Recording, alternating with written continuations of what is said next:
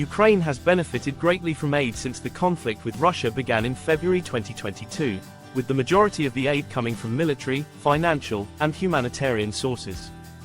With about $175 billion in aid, of which $16 billion has gone directly to the Ukrainian government, the US has been the largest single country donor.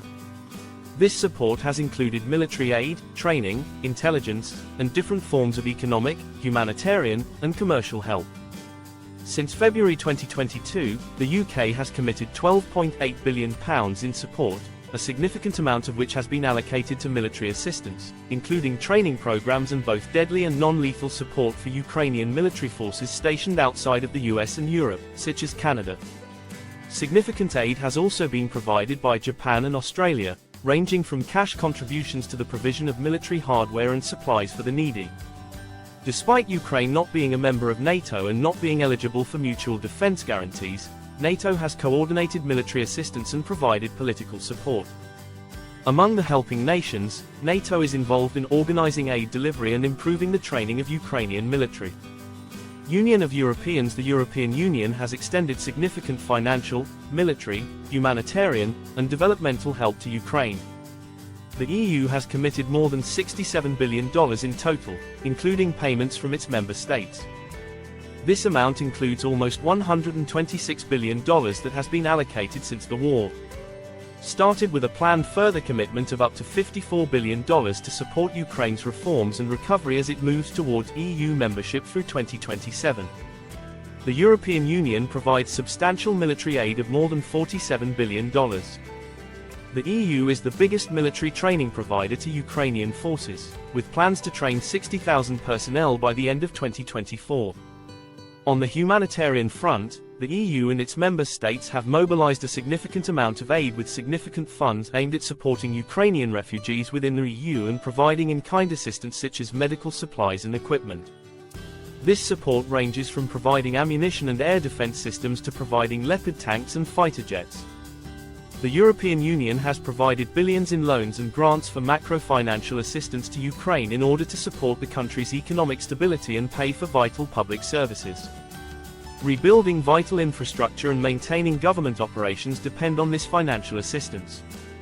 In addition, the EU has implemented a number of sanctions aimed against the Russian economy, covering a wide variety of industries such as financial services, energy, and technology, with the goal of making Russia pay a heavy price while minimizing harm to the EU.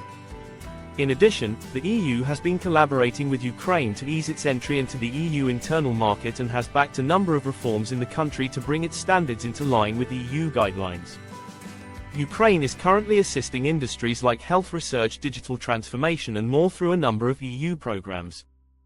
However, there are serious risks to Ukraine's capacity to continue its efforts in the battle with Russia as a result of Hungary's decision to reject EU aid to that country.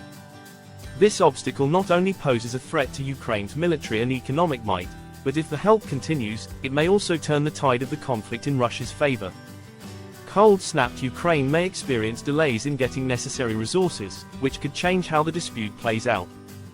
Hungary made its decision in response to political and economic issues, including claims that Hungarian businesses are being discriminated against. Other EU member states are quite irritated with Hungary because its officials have used their veto power to thwart plans and financial initiatives, including large aid packages under the European Peace Facility. Let us halt for a moment. If you appreciate our work, would you kindly click the like button to support us even more? Your participation in the comments section allows us to grow, so thank you. The European Union is investigating ways to get around Hungary's financial aid embargo against Ukraine, which has delayed the delivery of more than €6 billion in aid.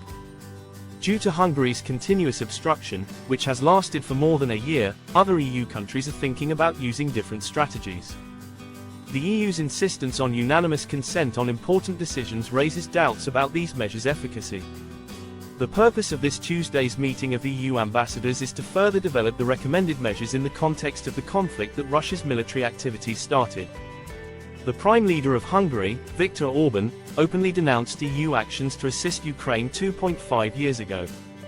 Following his diplomatic visit to Moscow to meet with Russian President Vladimir Putin in July, Orbán, who was well known for his ties to Russia, came under heavy fire from EU leaders. In response, the European Commission decided not to send senior officials to a number of meetings in Hungary. Notwithstanding the fact that Hungary is currently in a rotating role as EU president due to Hungary's position, Ukraine is having trouble obtaining funds, which has prompted EU diplomats to talk about ways to prevent the aid from already being denied. Since the start of the conflict, the European Peace Facility has approved 7 financial aid packages totaling €3.5 billion, with an extra €2 billion set up for ammunition supplies. A plan that would allow member nations to freely contribute to the European Peace Facility is being considered by the EU's External Action Service. By adopting this strategy, future aid might be distributed according to individual contributions rather than needing unanimous consent. Hungary's stance against EU assistance for Ukraine is complex, with roots in both national and global issues. Hungary's Prime Minister, Viktor Orbán, has stated that the war is between Russia and Ukraine and is not of interest to Hungary, signaling a wish to stay neutral or apart from Hungary. In addition, Orbán prioritizes his relationship with Russia over his ties with Ukraine, which contributes significantly to his reliance on Russian energy. His domestic political goals also try to appeal to far-right voters who support historical Hungarian territorial claims. This approach is also a calculated use of Hungary's EU veto power, which it is using to further its own interests and exert pressure on the EU on ongoing legal rights disputes. The European Union faces several risks as a result of Hungary's opposition to EU aid for Ukraine. This conflict could deepen divisions within the EU and put the bloc's unity and cohesion to the test, especially when it comes to foreign policy issues. It also threatens to impede or complicate the EU's ability to respond to external crises, damaging the EU's reputation and influence internationally. Moreover, this issue may embolden other member states with similar grievances to challenge EU consensus, potentially further fragmenting the Union's decision-making processes. This might have long-term effects on the EU's capacity to act as a single unit in dealing with issues in the future. Additionally,